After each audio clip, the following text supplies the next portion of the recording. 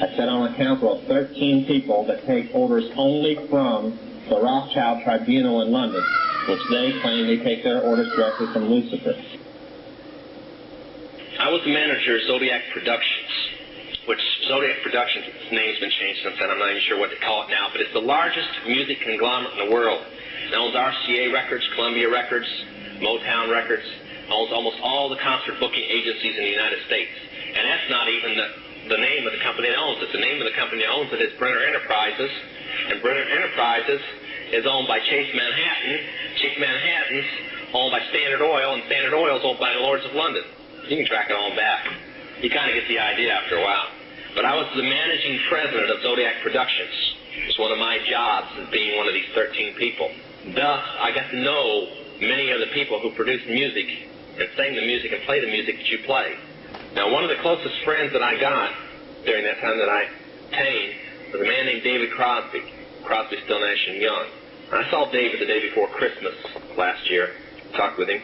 I got him away from this witch that he had with him. He told her to go shopping. We were in West Hollywood, and I was witnessing around to people I knew. We went off in this store, and we started talking.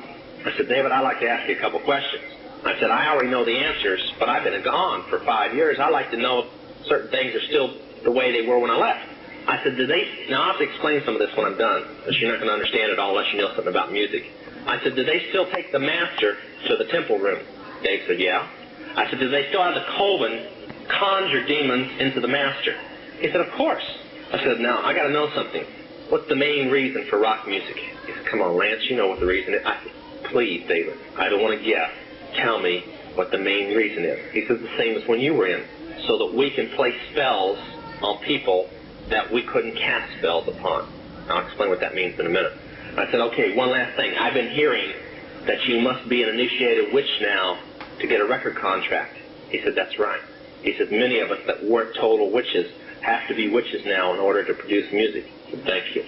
The master is a tape about as big as the top of this podium that looks like an overgrown 8-track that the album is cut on and is placed in a machine that produces and presses the records and the 8-tracks and cassettes that you buy. After it's been recorded, it's taken in. This is why a master is cut months in advance before it's released.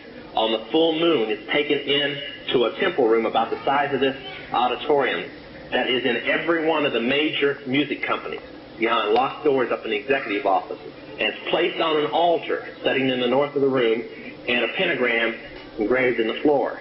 And 13 hand-chosen witches and wizards and a coven come in and conjure a principality or a power up, usually Regia or something like that, and order him to tell the demons under him to follow every record and every tape coming off of that master. As I tell many Christian parents, you can go home and count your kids' records, probably yours too, and count how many demons at least are there. If that's too hard for you to believe, I'm sorry. That's why they do it. Now listen to me. This is why rock music's addicting. Have you ever seen kids that got rid of their music? They go around like this. They can't wait to find a rock station somewhere, and they sneak off just like getting a cigarette or a fix, because it's addicting. That's why they can't give it up.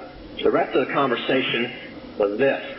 You can't cast a spell on a Christian, but you can get a Christian to cast a spell on themselves. If you give the permission for the spell to work, being a Christian won't block it. And rock music is not just a song. It is supernatural music that witches carefully